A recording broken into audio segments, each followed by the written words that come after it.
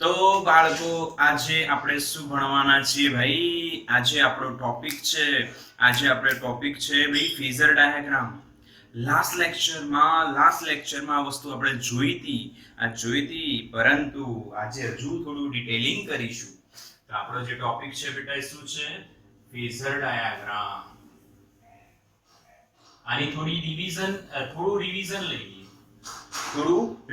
લઈ લઈએ બેટા, થોડુંક રિવીઝન લઈ લઈએ ફેઝર ડાયાગ્રામ. સૌથી પહેલા ફેઝર ડાયાગ્રામ કયા વિધેયો માટે આપણે યુઝ કરી રહ્યા છે? તો આપણે યુઝ કરી રહ્યા છે હાર્મોનિક વિધેયો માટે. હા કે ના? હાર્મોનિક વિધેય શું છે બેટા? હાર્મોનિક વિધેય શું છે?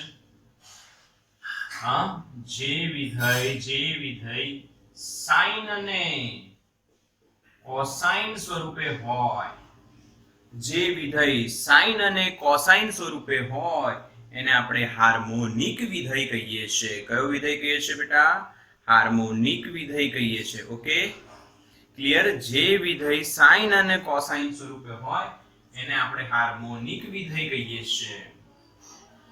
જેમ કે આપણે અહીંયા એસી વોલ્ટેજ ની વાત કરીએ તો એસી વોલ્ટેજ લખાય V બરાબર Vm sin ઓમેગા t. પછી વાત કરીએ એસી પ્રવાહ લખાતું હતું કાલે આપણે લખ્યું હતું Im sin ઓમેગા t. હા કે ના? ક્લિયર છે બધાના બેટા? આ થઈ ગયું હતું કાલે? બોલો ફટાફટ, આ થઈ ગયું હતું બેટા? યસ ઓર નો? આ થઈ ગયું હતું? હા. અને આવા હાર્મોનિક વિધેયને યોગ્ય ખૂણા અને મૂલ્ય સાથે ડ્રો કરવામાં આવે ત્યારે જે ડાયાગ્રામ બને છે બેટા એને આપણે ફેઝર ડાયાગ્રામ કહીએ છીએ. શું કહીએ છીએ? Phasor diagram. જ્યારે ડાયાગ્રામ બને છે બેટા, જ્યારે આપણે હાર્મોનિક વિધેયને આલેખ સ્વરૂપે રિપ્રેઝેન્ટ કરીશું અને જે બનશે ડાયાગ્રામ એને ફેઝર ડાયાગ્રામ કહેવાય. દોરવાની રીત બતાવું છું બેટા, સમજજો. દોરવાની રીત શું છે કે તમારે આને x સમક્ષિતિજ અક્ષ, આને ઉધ્વ અક્ષ, આને વાસ્તવિક અક્ષ, આને કાલ્પનિક અક્ષ. સમક્ષિતિજ એટલે વાસ્તવિક, ઉધ્વ એટલે કાલ્પનિક. આ વાસ્તવિક અને કાલ્પનિકની ચર્ચા એનસીઈઆરટી કરતી નથી, તો આપણે પણ આ ચર્ચા નથી કરવાની બેટા. ક્લિયર છે? વોઇસ ક્લિયર નથી આવતો એવો મેસેજ આવી રહ્યો છે. ચલો જોઈ લઈએ 2 મિનિટ. હવે ક્લિયર છે વોઇસ? જો ચેક કરો તો. અહીંયા ક્લિયર છે? ઝૂમ પર જે લોકો છે એમને વોઇસ ક્લિયર છે બેટા? વેબએક્સ વાળાને તો ક્લિયર જ છે, એમનો મેસેજ આવી ગયો. ઝૂમ પર જે લોકો છે, હા, અચ્છા, કોઈકનું માઇક ઓન લાગે છે. અચ્છા, ઓકે, ઇટ ઇઝ ઓકે, ચાલશે. હમણાં સંભળાય છે ને? હા કે ના? હવે બરાબર છે? ફટાફટ બોલો. હજુ બરાબર નથી ના તો વિડિયો પોઝ કરવો પડશે. ઉભા. ઓકે બેટા, તો હવે બધાને વોઇસ ક્લિયર છે? ચલો, તો ફેઝર ડાયાગ્રામ એ હાર્મોનિક વિધેયને આપણે જ્યારે દર્શાવી છે ત્યારે બનતો ડાયાગ્રામ છે. આને આપણે x અક્ષ, સમક્ષિતિજ અક્ષ અથવા વાસ્તવિક અક્ષ, ઓકે, જ્યારે આને આપણે y અક્ષ, ઉધ્વ અક્ષ, કાલ્પનિક અક્ષ. પરંતુ વાસ્તવિક અને કાલ્પનિકની ચર્ચા એનસીઈઆરટી માં નથી કરવાની. મેથ્સ વાળાને ખબર છે, કોમ્પ્લેક્સ નંબર, સમય સંખ્યાઓ x iy એવું કંઈક ભણતા હતા તમે લોકો, એની ચર્ચા આમાં આવી શકે છે, પરી કરવાની નથી. સો એને સ્કીપ કરીએ છીએ. ના એનસીઈઆરટી એની ચર્ચા કરે છે. જો ક્યાંક આપણને એની જરૂરિયાત ઊભી થશે તો હું તમને 101% બતાવી દઈશ. હવે વાત કરીએ કે ભાઈ જો મારે અહીંયા વોલ્ટેજનો ફેઝર દોરવો હોય તો વોલ્ટેજનો ખૂણો જોવાનો, ઓમેગા ટી જેટલો ખૂણો લેવાનો. વિષમ ઘડીમાં ખૂણો પ્લસ આવે, સમઘડીમાં માઈનસ આવે, અને એનું મૂલ્ય જોવાનું કેટલું છે, Vm. તો ઉગમ બિંદુ પર થી એક એના Vm જેટલી લંબાઈ વાળું યોગ્ય સ્કેલ માપ લઈને એ અહીંયા આપણે ડ્રો કરીએ તો આ જે બન્યું બેટા, આ જે બન્યું આને કહેવાય વોલ્ટેજનો ફેઝર, જેને કેપિટલ V લખાય. કાલે બતાવ્યું હતું આ? યસ ઓર નો? કાલે બતાવ્યું હતું આ? હા કે ના બેટા? યસ, ક્લિયર છે, બિલકુલ ક્લિયર છે. અચ્છા, હવે આ ફેઝર ને આપણે ઘૂમતો સદિશ પણ કહીએ છીએ, રોટેટિંગ વેક્ટર. ઘૂમતો સદિશ, જે સદિશ ગોળ ગોળ ફરતો હોય એને ઘૂમતો સદિશ કહેવાય. સમજજો મારી વાત. આઈ નો ફેઝર ની આમ જ દોરાય ને બેટા? શું બતાવ કે ચાલશે? ખૂણો અને મૂલ્ય, ખૂણો અને મૂલ્ય બતાવતો નથી. ફેઝર ને, આને આપણે ફેઝર કહેવાય, વોલ્ટેજ નું phasor. Phasor, okay, V, capital V, phasor કહેવાય આને. ઘૂમતો સદિશ કેમ કહેવાય ખબર છે? કાલે ચલાવ્યું છે. જેમ સમય વધતો જાય, જેમ સમય વધતો જાય તેમાં ખૂણો ઓમેગા ટી વધતો જાય. ઓમેગા ટી વધે તો બેટા આમ આ જે V નો ફેઝર છે એ ફરતો રહે. ફરતો રહે એટલે એને શું કહેવાય બેટા? ઘૂમતો. અને ખૂણો બદલાય તો દિશા બદલાશે એટલે એને સદિશ કહેવાય. જો કે V અને I આપણે અદિશ લઈએ છે. ખરેખરમાં રિયાલિટીમાં એ અદિશ છે અને I તો ટેન્સર રાશિ છે. I તો ટેન્સર રાશિ છે. એ પણ આપણે ચર્ચા કરેલી છે કે I ટેન્સર રાશિ છે. પરંતુ અહીંયા જ્યારે એ ફરે છે, હાર્મોનિક વિધેયમાં આવે છે, ત્યારે સમય સાથે એ ફરે છે. ફરે તો બેટા દિશા બદલાય. અત્યારે હું અહીંયા જોઈ રહ્યો છું, હું આમ ફરી ગયો તો દિશા બદલાઈ ગઈ ને બેટા? એટલે ફરશે તો દિશા બદલાય છે, એટલે એને ઘૂમતો સદિશ કહેવાય છે. બોલો પાક્કો? Phasor diagram આવડ્યું? હા કે ના? ક્લિયર? Yes, yes. હવે આપણે એક વસ્તુ બીજી શીખીએ.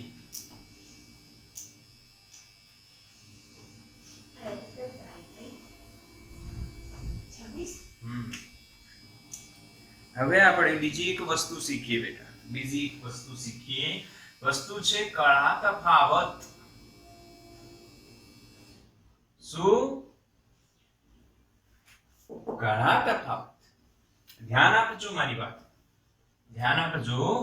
માની લો તમે એક સર્કિટ છે બેટા, એ સર્કિટમાં તમે વોલ્ટેજ આપ્યું V m sin omega t. હવે એ સર્કિટમાં કાં તો અવરોધ છે, કાં તો ઇન્ડક્ટર હશે, કાં તો કેપેસિટર હશે. તો આ ઇન્ડક્ટર કેપેસિટરોના કારણે, આ બધા ઇન્ડક્ટર કેપેસિટરોના કારણે શું થશે? શું ઘટના બનશે? શું ઘટના બનશે કે ભાઈ પ્રવાહનું મૂલ્ય બદલાશે.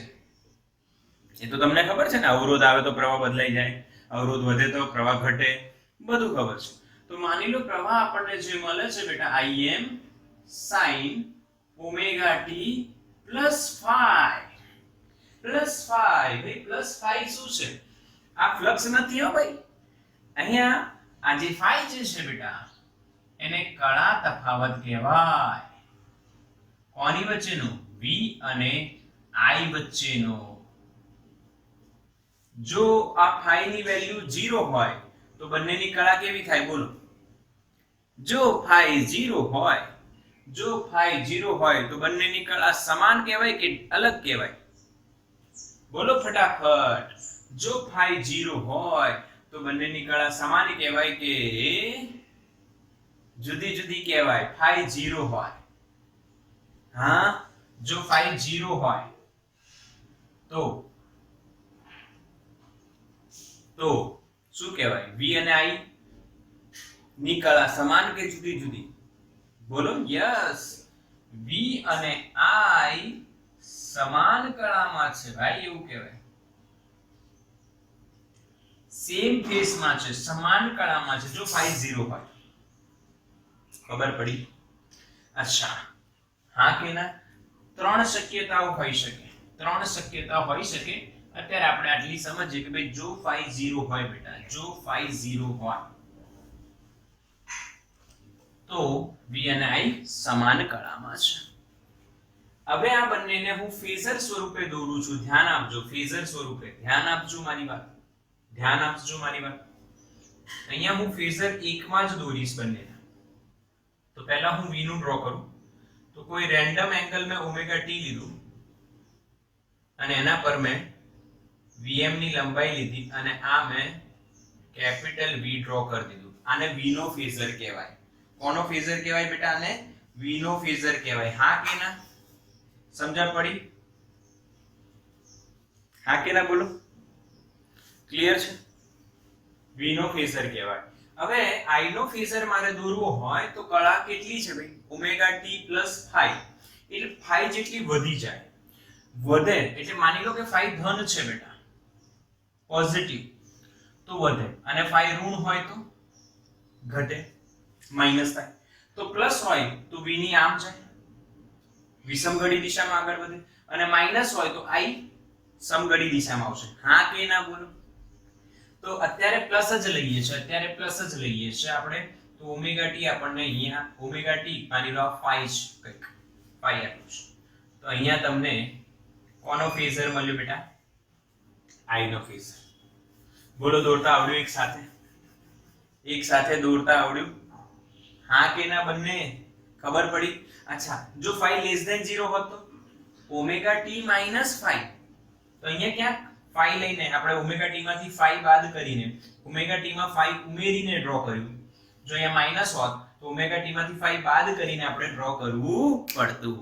આવડ્યું ફેઝર ડ્રો કરતા? હા કે ના? પાક્કું ને? એકદમ ઈઝી. આ જ રીતના ફેઝર ડ્રો થાય છે ભેગા, અને આ જ રીતના આપણે કળા તફાવત કહી શકીએ છીએ. અચ્છા, v અને i વચ્ચેનો કળા તફાવત કેટલો છે અત્યારે હાલ બેટા? phi.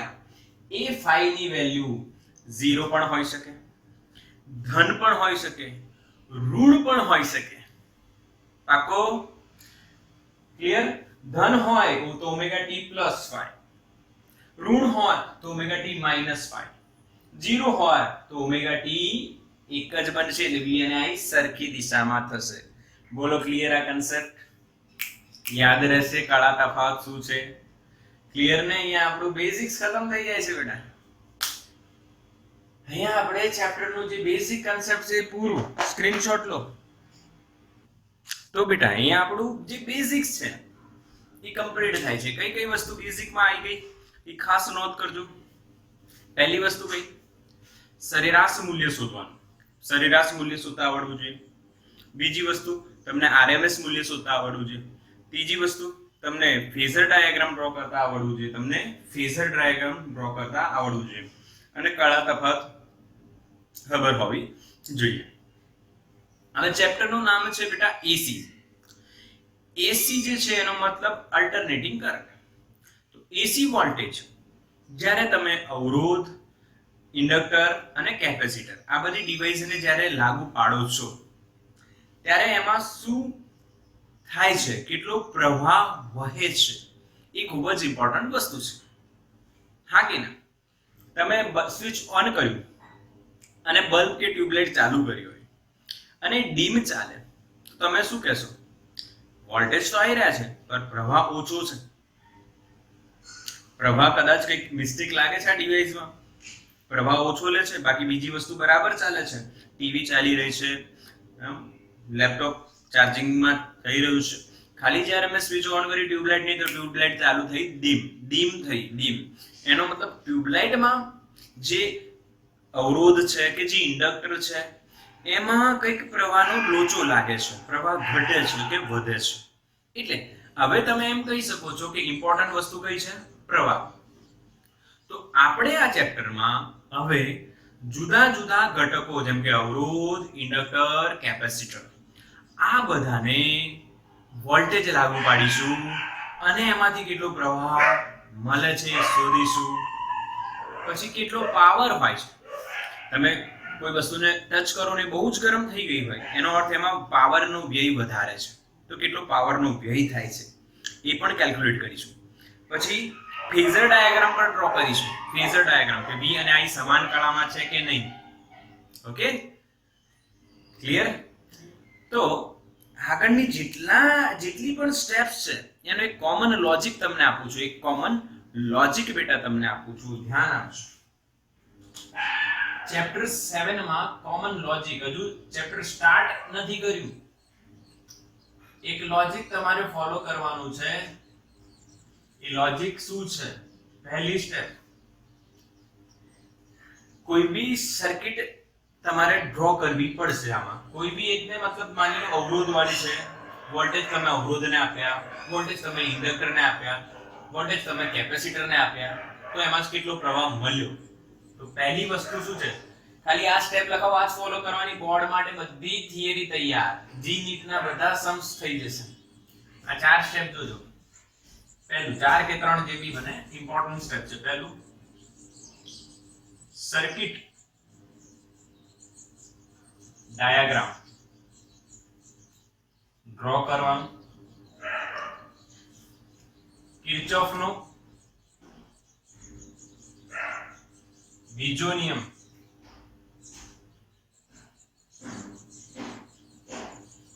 પરથી I શોધો. પહેલું કામ સર્કિટ ડાયાગ્રામ દોરવાનો અને કિર્ચોફના બીજા નિયમ પરથી તમારે I શોધવાનો. કિર્ચોફનો બીજો નિયમ તો આવડે ને? કયા ચેપ્ટરમાં ભણ્યા હતા? ત્રીજા ચેપ્ટરમાં. કિર્ચોફનો બીજો નિયમ બધાને ખબર છે, આવડે છે? હા કે ના?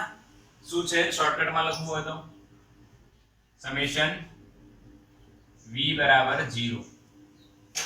સમેશન V બરાબર 0. હા કે ના? હા કે ના? અથવા અહીંયા તમે PD લખી દો, પોટેન્શિયલ ડિફરન્સ. દરેક ઘટકના પોટેન્શિયલ ડિફરન્સનો બંધ ગાળામાં દરેક ઘટકના પોટેન્શિયલ ડિફરન્સનો તમે બેઝિક સરવાળો કરશો તો એ જવાબ 0 આપશે તમને. આ કિર્ચોફનો બીજો નિયમ છે બેટા. ઓકે, પછી શું કરવાનું? પછી આપણે પાવરનો વ્યય શોધવું. કેટલો પાવર વ્યય થાય? કયા સૂત્ર પરથી શોધશો? VI. પરંતુ અહીંયા કયો પાવર આવશે ખાસ નોંધ કરીશું? સરેરાશ. એનું બી કારણ તમને બતાવીશ. સરેરાશ પાવરનો વ્યય શોધવો P બરાબર VI પરથી. પરંતુ એને I2R સ્વરૂપે લાવવાનો, કેમ કે પાવર હંમેશા I2R, હીટ લોસ, જૂલ ઉષ્મા, I2R યાદ છે? પાવરનું સૂત્ર શું થાય બેટા? I2R. એ છેલ્લે આપણે લઈ જઈશું. ત્રીજું, 3 સ્ટેપ કરી ચલો. 3 ફેઝર ડાયાગ્રામ ડ્રો કરી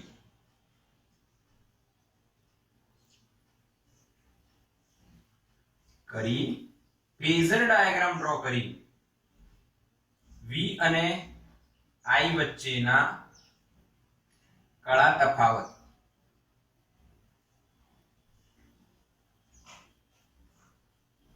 ચર્ચા કરવી કે ભાઈ કળા તફાવત કેટલો છે?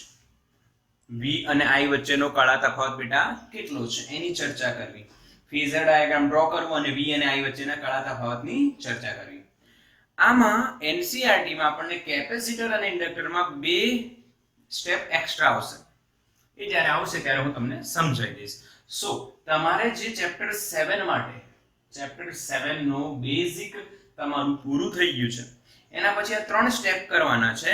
એટલે એના જેટલા બી કોમ્બિનેશન હશે, જેટલા બી જોડાણો હશે, એ બધા જ જોડાણોનું જે આન્સર છે આ 3 જ સ્ટેપ થી આવી છે. તો મોસ્ટ IMP સ્ટેપ્સ કહી દો. મોસ્ટ IMP સ્ટેપ્સ પાકો સમજ્યા કે નહીં સમજ્યા? પહેલા શું કરવાનું ચલો યાદ કરો. પહેલા શું કરવાનું? આપણે સર્કિટ ડાયાગ્રામ ડ્રો કરવાનો, કિર્ચોફનો બીજો નિયમ લગાવવાનો અને I શોધવાનો. પાકો? સર્કિટ ડાયાગ્રામ ડ્રો કરવાનો, કિર્ચોફનો બીજો નિયમ લગાવવાનો અને I શોધવાનો. બીજી સ્ટેપમાં જો સરેરાશ પાવરનો વ્યય કેટલો થાય છે. સરેરાશ કેમ? કેમ કે તત્કાલીનમાં જવાબ 0 આવશે, પછી જોઈશું. પણ સરેરાશ પાવરનો વ્યય શોધવાનો અને ફેઝર ડાયાગ્રામ દોરવાનો અને VI વચ્ચે કેટલો કળા તફાવત છે શોધવાનો. એની ચર્ચા કરવાની. ક્લિયર છે? હા કે ના? પાક્કું કરો બરાબર. ત્રણ સ્ટેપ માઇન્ડમાં યાદ કરો. પહેલી સ્ટેપ કઈ? સર્કિટ ડાયાગ્રામ દોરો, કિર્ચોફનો બીજો નિયમ લગાવો અને I શોધો. એટલે સિમ્પલ I શોધો, બીજામાં પાવર શોધો અને ત્રીજામાં V અને I ની ચર્ચા કરો. ફેઝર ડાયાગ્રામ ડ્રો કરીને. સ્ક્રીનશોટ લઈ લો ફટાફટ. ચલો જલ્દી આગળ વધીએ. આજે એક કમ્પોનન્ટ આપણે સ્ટાર્ટ કરીએ છીએ અવરોધ વાળું, પછી ઇન્ડક્ટર, પછી કેપેસિટર, પછી અવરોધ અને ઇન્ડક્ટર સાથે જોડાયા હોય એની ચર્ચાઓ કરતા રહીશું. ઓકે, તો બાળકો આપણે હવે ચેપ્ટર 7 સ્ટાર્ટ કરવા જઈ રહ્યા છે. 3 દિવસથી એનું બેઝિક ચલાવતો હતો હું. હજુ ચેપ્ટર સ્ટાર્ટ નથી કર્યું, પણ એમાં જે જરૂરી વસ્તુઓ છે એ આપણે પૂરેપૂરી જોઈ. એટલે હવે આપણે સ્ટાર્ટ કરીએ છીએ ચેપ્ટર નંબર 7. તો ચેપ્ટર 7 માં પહેલી વાત કરીએ આપણે. પહેલી વાત અત્યાર સુધી જે જોયું એ ચેપ્ટર 7 જ છે બેટા, પણ મેં તમને એક એરેન્જમેન્ટ આપી છે કે આ એરેન્જમેન્ટ ફોલો કરશો ને તો ક્યાંય તમને ડાઉટ નહીં આવે ચેપ્ટરમાં. બીકોઝ ચેપ્ટર બહુ જ કેલ્ક્યુલેટિવ પાર્ટ છે અને બાયોલોજી વાળાને એવું થાય કે આ શું ભણાઈ રહ્યા છે સાહેબ, કેટલું ગણિત, આટલું ગણિત તો ગણિત વાળાઓને બી નહીં આવતું હોય એવું લાગે. બટ આપણે એક માઇન્ડસેટ કરાવી દીધું છે, એક સિમ્પલ પ્રોસિજર બનાવી દીધી છે, જે ફોલો કરશો તો તમને ઓટોમેટિકલી ચેપ્ટરનું નોલેજ ગેઇન થઈ જશે. વિચારો 3 દિવસ સુધી તો હજુ ચેપ્ટર સ્ટાર્ટ નહીં કર્યું, પણ એનું બેઝિક્સ ચલાવીશું અને એ બધી બેઝિક તમને બધું પૂરેપૂરું આવડે છે અને એનો અહીંયા ઉપયોગ કરવાનો અને રોજ રિવિઝન કરવાનું. ચલો, તો પહેલા જે છે એસી સર્કિટ છે. એસી સર્કિટ હોય જેમાં ખાલી અવરોધ હોય, ઓનલી આર. એક એસી સર્કિટ હોય જેમાં ખાલી અવરોધ હોય. હવે આપણે શું કરી રહ્યા છે તમે સમજજો મારી વાત. કે બેટા એક પંખો હોય, તમને ખબર છે પંખો આ રીતના એના પાંખિયા હોય. ઓકે, અહીંયાથી ઉપર ડંડી જતી હોય છે અંદર. આની અંદર એક વાઇન્ડિંગ હોય, એ વાઇન્ડિંગ એટલે ઇન્ડક્ટર અને એનો અવરોધ બી હોય એટલે આર આવ્યું. અહીંયા તમને વ્હાઇટ કલરનું એક કેપેસિટર દેખાશે. ક્લિયર? ઇન્ડક્ટર બી છે, અવરોધ બી છે અને કેપેસિટર બી છે. હવે જ્યારે આપણે આને સ્વિચ ઓન કરીએ એટલે અહીંયાથી એને એસી વોલ્ટેજ મળે. કયા વોલ્ટેજ મળે? એસી વોલ્ટેજ મળે. ત્યારે આર માં શું થાય, એલ માં શું થાય અને સી માં શું થતું હશે, કઈ રીતના પ્રવાહ, કઈ રીતના વિદ્યુતભાર, શું પ્રક્રિયા બનતી હશે એ સમજવાનું છે. પર બધું એક સાથે સમજાવો તો અઘરું પડે. એટલે એનસીઈઆરટી માં આપણને બેસ્ટ મેથડ આપી છે કે પહેલા આર જુઓ, પછી એલ જુઓ અને પછી કેપેસિટર સી જુઓ. એટલે માત્ર આર હોય, માત્ર એલ હોય, માત્ર સી હોય એની ઘટનાઓ સમજો. પછી તમે આરએલ, એલસી, આરસી એક સાથે હોય તો શું થાય અને ત્રણેય એક સાથે હોય તો શું થાય એવું જાતે સમજો. હા કે ના? આવડી જશે કે નહીં? આવડી જશે કે નહીં? હું શું કહું છું સમજણ પડી રહી છે? મેં શું કીધું સમજણ પડી બેટા? હા કે ના? યસ, આપણે સમજવાની છે આખી આર એલ સી ધરાવતી સર્કિટ. પરંતુ એના પહેલા તમારે ખાલી આર હોય તો શું થાય, ખાલી એલ હોય તો શું થાય અને ખાલી સી હોય તો શું થાય એવું સમજવું જરૂરી છે. ચલો તો બેટા સ્ટાર્ટ કરીએ. અને સ્ટાર્ટ કરીએ તો પહેલા માત્ર અવરોધ, ખાલી રેઝિસ્ટન્સ હોય તો શું થશે? તો સૌથી પહેલી સ્ટેપ 1 શું હતી? સર્કિટ ડાયાગ્રામ ડ્રો કરો. અહીંયા હું આ રીતના ડ્રો કરી શકું છું. એસી છે એટલે તમે 10મા માં ભણ્યા છો. એસી સિગ્નલ બતાવવા માટે એસી વોલ્ટેજ નું આવું તમે સિમ્બોલ જોયો છે. અહીંયા અવરોધનો સિમ્બોલ આવડે જ છે.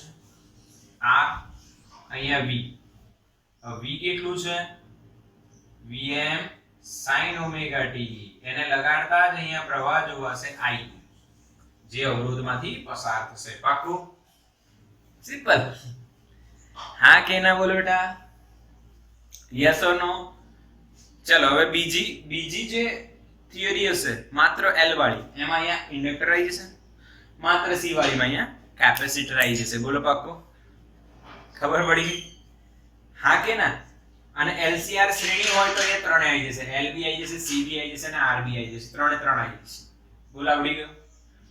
હા કે ના બેટા? Yes yes. ક્લિયર. ઓકે. હવે આપણે પ્રવાહનું વેલ્યુ શોધવાની છે, પરંતુ કિર્ચોફના બીજા નિયમ અનુસાર. પૂરું લખું છું, અમુક લોકોને કદાચ યાદ ન આવે તો.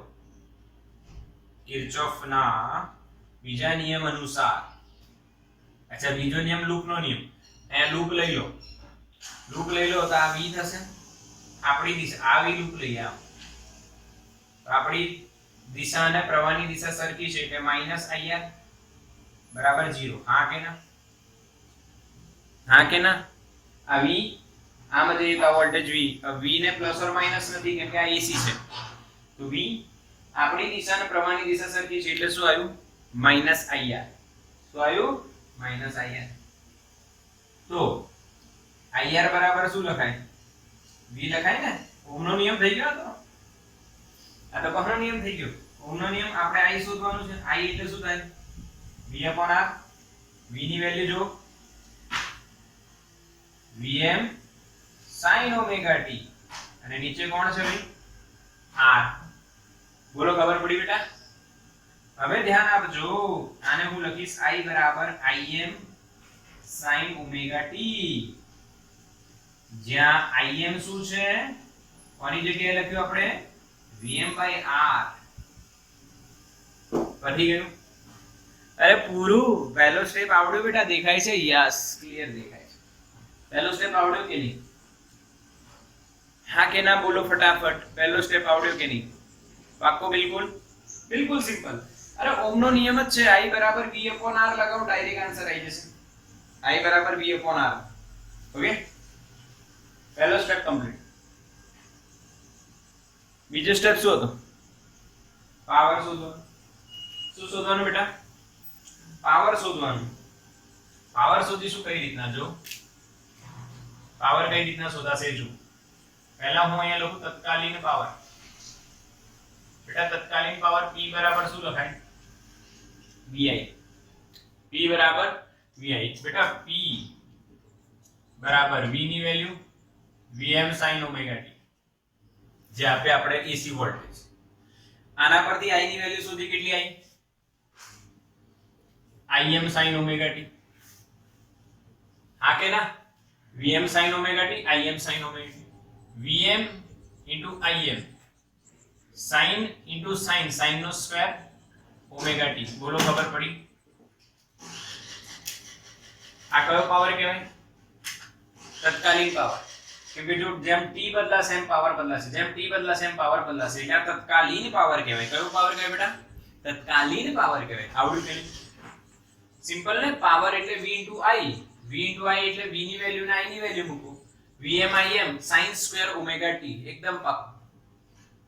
પરંતુ જેમ આપણે સરેરાશ વોલ્ટેજ જોયા હતા, સરેરાશ પ્રવાહ જોયો હતા, એમ આપણે સરેરાશ પાવર લેવો પડશે કેમ કે સમય સાથે બદલાય છે. હા, તો અહીંયા સરેરાશ પાવર વ્યય, જે વ્યય છે, વ્યય થાય છે, વેસ્ટ થાય છે, એ કેટલો થશે? એ જો. તો સરેરાશ પાવર નો હું P12 લખું છું, કાં તો તમે કેપિટલ P બી લખી શકો છો. You can write capital P also. Capital P, આ સ્મોલ p ના કેપિટલ P, તમારી ઈચ્છા. અચ્છા, તો સરેરાશ લેવાનું છે Vm Im sin square omega t. ચલો Vm અને Im નો સરેરાશ લેશો કે એને બહાર કાઢી લેશો? બોલો બેટા. Vm અને Im નો સરેરાશ લેવાશે કે બહાર આવી જશે? બહાર આવી જશે ને? યસ. કેમ? અચળનો સરેરાશ એનો એ જ થાય બેટા. તો અહીંયા લખાય sin square omega t. બતાવો sin square omega t નો સરેરાશ કેટલો? sin સ્ક્વેર ઓમેગા ટી નો સરેરાશ એક આવર્તકાળ પર 1/2 અને આ જે સરેરાશ પાવર આપણને મળી રહ્યો છે એ બી એક આવર્તકાળ પર જ મળે છે. બોલો હા કે ના? અરે ચેપ્ટર નંબર 6 ના સ્વાધ્યાયના દાખલામાં આવું કર્યું યાદ છે? હા અચ્છા. પરંતુ એ પાવર વ્યય તો અવરોધમાં થાય છે. અહીંયા અવરોધ હોવું જોઈએ.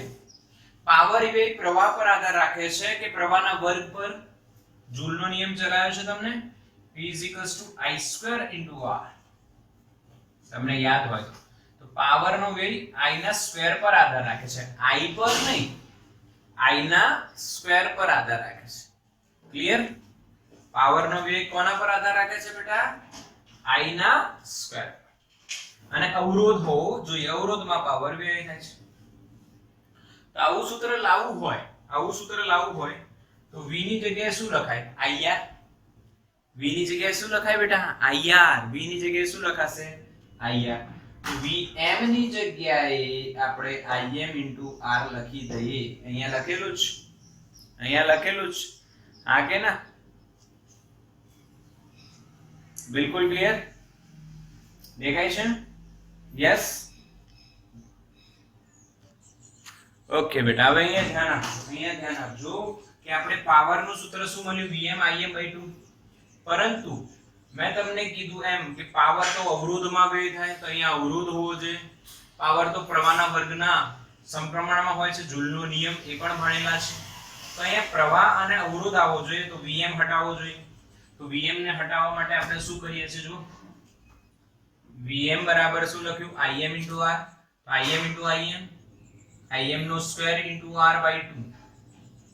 આ થયો એવરેજ પાવર.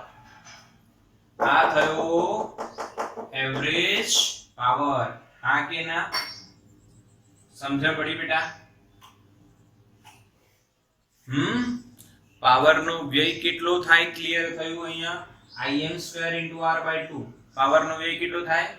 આ તો તમે આમ બી યાદ રાખી શકો, હાફ mv² જેવું જ છે. હાફ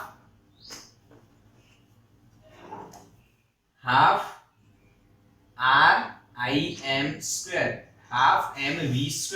પરંતુ આ પાવર છે, ઊર્જા નથી બેટા. પણ હાફ mv² જેવું છે, પરંતુ એને કમ્પેર ન કરાય કેમ કે આ પાવર છે. પણ આ રીતના તમે યાદ રાખી શકો છો. ક્લિયર? બે સ્ટેપ ક્લિયર કે નહીં? એકવાર ધ્યાનથી જો. પહેલા સર્કિટ દોરીને ઓહમનો નિયમ જેવું જ છે અહીંયા, પર કિર્ચોફનો બીજો નિયમ લગાવીશું તો એ પ્રમાણે અહીં આપણને મળી જશે. તત્કાલીન પાવર શોધીશું, તે સમય સાથે બદલાશે અને પાવર એ પ્રવાહના વર્ગ પર આધાર રાખે છે, પ્રવાહ પર નહીં. કેમ કે અહીંયા પ્રવાહનો સરેરાશ અને વોલ્ટેજનો સરેરાશ તો 0 થઈ જશે. એટલે P = VI કરીને તત્કાલીન શોધવાનું.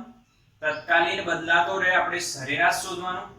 સરેરાશમાં sin² નું સરેરાશ આવડે છે, એ શોધીને સોલ્વ કરશો અને v ની જગ્યાએ IR મૂકશો તો આપણને આન્સર આવશે હાફ Im² * R.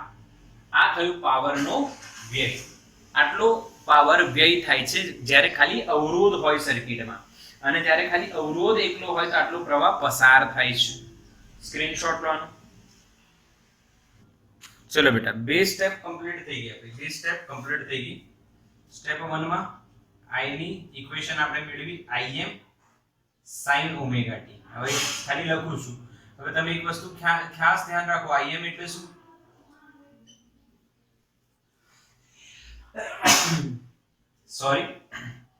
Im એટલે શું બેટા? Vm/R. Im એટલે શું? Vm/R. એટલે Im નું મૂલ્ય V કરતા ઓછું હોય, એ તો ક્લિયરિટી છે ને, પહેલેથી જ ખબર છે. વોલ્ટેજ જેટલા આપશો એના કરતા પ્રવાહનું મૂલ્ય હંમેશા ઓછું હોય, કે I = V/R થાય. સ્ટેપ 2 માં આપણે સરેરાશ પાવર વ્યય કેટલો થાય છે એ શોધ્યું. તો P આપણને મળે છે હાફ Im² * R. આ બે આપણા સ્ટેપ કમ્પ્લીટ 1 અને 2. ઓકે, હવે આપણે સ્ટેપ 3 તરફ જઈએ. શું હતી સ્ટેપ 3 અને લાસ્ટ સ્ટેપ છે, યાદ છે? લાસ્ટ સ્ટેપ શું ડ્રો કરીશું? Phasor diagram. Phasor diagram. Okay, phasor diagram શું છે બેટા? ફેઝર ડાયાગ્રામ શું છે તો તમને ખબર જ છે કે હાર્મોનિક વિધેયને દર્શાવવા માટે. હવે અહીંયા ધ્યાન આપીશું, થોડુંક સાઈઝ નાની કરીએ છે, થોડીક સાઈઝ નાની કરીશું, કેમ કે આકૃતિ તમને બે એક સાથે બતાવવાની છે મારે.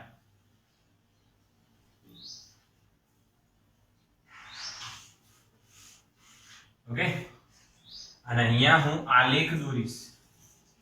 ઈ લખી શકો છો, અહીંયા હું આલેખ દોરીશ. યાદ કરીશું આપણે, ક્લિયર થઈ જશે. Don't worry about. પહેલા હું v નો ફેઝર દોરું. કોનો ફેઝર દોરું છું? v નો. તો ઉગમ બિંદુ આ રહ્યો O. ઓકે, સમક્ષિતિજ અક્ષ સાથે ખૂણો લેવાનો. કેટલો ખૂણો છે v નો ભાઈ? Omega t. તો અહીંયા ઓમેગા t આપણે લીધું, બરાબર.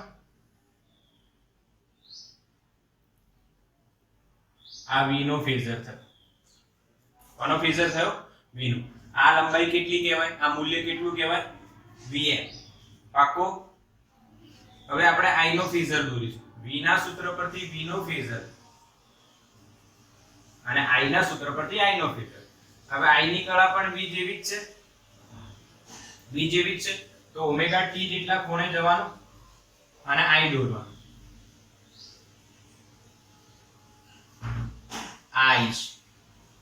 i નો ફેઝર v ના ફેઝર કરતા નાનો હશે કે મોટો હશે? ચલો બોલો. નાનો તો કેમ નાનો ને મોટો તો કેમ મોટો? i નો ફેઝર v ના ફેઝર કરતા નાનો હશે. યસ, કેમ કે vm ના મૂલ્યને r વડે ભાગવાનું. vm ના મૂલ્યને r વડે ભાગવાનું. vm ના મૂલ્યને r વડે ભાગવાનું. vm ને સોરી વોલ્ટેજ ના મૂલ્ય vm ને r વડે ભાગો એટલે i મળે, એટલે નાનું જ થઈ જશે એનું મૂલ્ય. ઓકે, અચ્છા. હવે તમને એક વસ્તુ ખબર છે કે આ બંને ઘૂમતા સદિશ છે. આ બંને કેવા છે? ઘૂમતા સદિશ છે. હા કે ના? અચ્છા, એમાં બંનેના અહીંયા આપણી જોડે સાઇન ઘટકો છે. સાઇન સાઇન તો સાઇન ઘટક ક્યાં મળે? આ દિશામાં મળશે, કેમ કે આ ઓમેગા t અહીંયા છે. આ જે થશે આને આપણે લખી શકીએ છીએ. ધ્યાન આપજો, આને શું લખી શકીએ છીએ આપણે? im sin omega t. Clear? Similarly v માટે આપણે વિચારીએ. v માટે વિચારીએ. અહીંયા સુધી જે v નું મૂલ્ય છે એને આપણે શું લખી શકીએ? એને આપણે શું લખી શકીએ બોલો? આને લખીશું vm sin omega t. સમજ પડી રહી છે? આ કે ના? i નો આ બાજુનો ઘટક im sin omega t અને v નો આ બાજુનો ઘટક vm sin omega t. આવી ગયા બંને? આવી ગયા કે નહીં બંને? યસ ઓર નો? સમજ પડી રહી છે? હા કે ના? i નો આ દિશામાંનો ઘટક ઉદ્ભવ દિશામાંનો ઘટક im sin, v નો ઉદ્ભવ દિશામાંનો ઘટક vm sin. હવે જેમ સમય બદલાશે તેમ આ ફરશે. હવે ફરે છે એવું દર્શાવવું આપણે અહીંયા. કઈ રીતના? તો અહીંયા હું ઓમેગા t લખું છું. It is okay. Angle t લખો ચાહે ઓમેગા t લખો. ધ્યાન આપીશું. મારી વાત સમજજો, ક્લિયર કરજો, બિલકુલ ક્લિયર કરજો. આ વસ્તુ કઈ રીતના ડ્રો થશે? તો અહીંયા હું લખું છું vm. હા કે ના? સમજો, અહીંયા મેં લખ્યું vm તો નીચે શું આવશે બેટા? Minus vm. i ને ડ્રો કરવા માટે અહીંયા હું લખીશ im. અહીંયા શું? Minus im. બંનેના આલેખ એક સાથે. પાકું કરજો અને સમજજો. હવે v નો આલેખ દોરવો હોય, v વિરુદ્ધ ઓમેગા t, તો v નો ઓમેગા t ના સ્વરૂપે સૂત્ર શું છે? vm sin omega t. સમજજો મારી વાત. અહીંયા આપણે અલગ અલગ ખૂણા આવશે. π/2, પાઈ, 3π/2 અને છેલ્લે 2π. હવે v નો તમારે આલેખ દોરવો હોય તો v નું સૂત્ર શું છે? vm sin omega t. તો sin નો આલેખ તો ખબર છે, sin 0 0, sin 90 મેક્સિમમ એટલે vm, sin pi 0, sin 3π/2 negative maximum એટલે -vm અને 2π ફરી 0. તો હવે હું આલેખ દોરીશ. આવું આ જે આલેખ થયો બેટા એ કોનો આલેખ થયો? V વોલ્ટેજ V બરાબર Vm sin ઓમેગા t. આવડે બધાને? આવડે કે નહીં બોલો? ડ્રો કરતા આવડે? આવું પહેલેથી જ ખબર છે. આ તો પહેલેથી જ ખબર છે તમને, પહેલેથી જ આ વસ્તુ ખબર છે, ક્લિયર છે. એકવાર બરાબર જોઈને સમજો આને કઈ રીતના મેં દોર્યું છે. જેને ન આવડે તો અઘરું થશે બેટા, અઘરું થશે. હા સમજજો મારી વાત, આવડવું જોઈએ, કેમ કે આગળ આ ઘણું બધું આનું આ જ જોવાનું છે. હવે i નો આલેખ દોરવા માટે i નું સૂત્ર લેવાનું, Im sin ઓમેગા t. એ પણ sin છે, 0 sin 0 0, sin pi by 2 maximum, pi 0, sin 3 pi by 2 negative maximum અને ફરી 0. હવે i નો આલેખ હું ડેશ ડેશ થી ડ્રો કરીશ.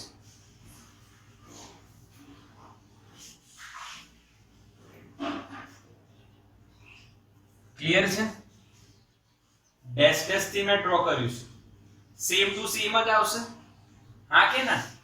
હવે આને જે આપણે છે ઓમેગા t લખ્યું છે, માની લો મેં આને ઓમેગા t1 લખ્યું હોય કોઈ એક સમયે t1, તો એક ખૂણો અહીંયા બી હોય, માની લો અહીંયા છે બેટા. મારી વાત સમજજો, ઓમેગા t1 શું છે? ખૂણો છે. t1 0 હોય તો ખૂણો 0, એમ જેમ સમય વધતો જાય એમ ખૂણો વધતો જાય. અહીંયા બી જેમ સમય વધતો જાય એમ ખૂણો વધતો જાય. તો ક્યાંક ઓમેગા t1 હશે જે અહીંયા છે, અને અહીંયા આપણે ઓમેગા t1 પર બે મૂલ્ય મેળવીએ તો જો સમજજો, એ ઓમેગા t1 i ના ગ્રાફને પણ કટ કરશે અને v ને થોડું ઉપર લેવું પડશે બતાવવા માટે, અને v ના ગ્રાફને પણ કટ કરશે. સમજજો મારી વાત, સમજજો, કોઈ નવું લોજિક નથી, સિમ્પલ લોજિક છે. i ના ગ્રાફને પણ કટ કરશે ઓમેગા t1 ખૂણે. તો હવે અહીંયા i નું અહીંયા વેલ્યુ મેળવીએ, આ બાજુ પ્રિડિક્ટ કરીએ તો કેટલી મળી? Im sin omega t1. અને સેમ વોલ્ટેજ ના આલેખ પરથી અહીંયા પ્રિડિક્ટ કરીએ તો અહીંયા આપણને કઈ વેલ્યુ મળશે? Vm sin omega t. આ બંને આના પર જે વેલ્યુ મળશે એ જ અહીંયા વેલ્યુ મળે છે, આના પર જે મળે છે એ જ વેલ્યુ અહીંયા મળે છે, એવું આપણે દર્શાવ્યું છે. બીજું કઈ નથી આ લોજિક, બીજું કઈ લોજિક નથી. બોલો સમજણ પડી કે નહીં બેટા? હા કે ના બોલો, મેસેજ કરો. યસ. હા તમે t2 લઈ શકો છો, t3 લઈ શકો છો, જે ટાઈમ લેવું હોય લેવાય. સમજણ પડી? ખાલી અહીંયા પ્રિડિક્ટ કરીને બતાવવાનું છે કે જ્યારે ઓમેગા t1 પર અહીંયા જે વેલ્યુ મળે છે એ જ વેલ્યુ અહીંયા તમને મળશે. એટલે આ બંને એક જ છે, અલગ અલગ નથી. જેમ એકમ વર્તુળ આવે બેટા, અહીંયા તમે sin 0 0 લખતા હતા, sin 90 અહીંયા આવે, તો એ સેમ આપણે અહીંયા દોરતા હતા આ રીતે 0 pi by 2 આ રીતના. ક્લિયર કે નહીં? અહીંયા પાઈ એના સર્કલ ને અહીંયા રિપ્રેઝેન્ટ કરતા હતા. SHM માં બી મેં આવું કરાયું હતું. એ રીતના ફેઝર ને આપણે આલેખ પર આ રીતના રિપ્રેઝેન્ટ કર્યું છે, બીજું કશું જ નથી. બોલો સમજણ પડી કે નહીં? બોલો હા કે ના બોલો, મેસેજ કરો ફટાફટ. ડાઉટ હોય તો ફરી કરાવો, ડાઉટ હોય તો ફરી કરાવો. જો ડ્રો કરવા તો એકદમ ઈઝી છે, આમ ડ્રો કરી દીધા, સાઈન ના સૂત્રમાં છે એટલે સેમ ટુ સેમ. આ કોનો આલેખ થયો? i બરાબર Im sin omega t. Okay, હવે અહીંયા એક સ્ટેટમેન્ટ આવશે, એક સ્ટેટમેન્ટ આવશે.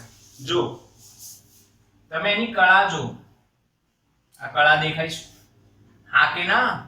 જ્યારે વોલ્ટેજ 0 છે ત્યારે પ્રવાહ 0 છે, જે ખૂણે વોલ્ટેજ મહત્તમ છે એ જ ખૂણે પ્રવાહ મહત્તમ છે. 0 છે ત્યારે જે ખૂણે વોલ્ટેજ 0 એ જ ખૂણે પ્રવાહ 0. એટલે જ્યારે વોલ્ટેજ મહત્તમ કે શૂન્ય થાય છે ત્યારે પ્રવાહ પણ મહત્તમ અને શૂન્ય થાય છે. બીજું તમે અહીંયા બી જોઈ શકો છો, અહીંયા બી જોઈ શકો છો બેટા, v અને i એક જ લાઈન પર આપણે ડ્રો કર્યું છે, એક જ દિશામાં છે. એનો મતલબ v અને i કઈ કળામાં કહેવાય? સમાન કળામાં છે. v અને i કઈ કળામાં છે બેટા?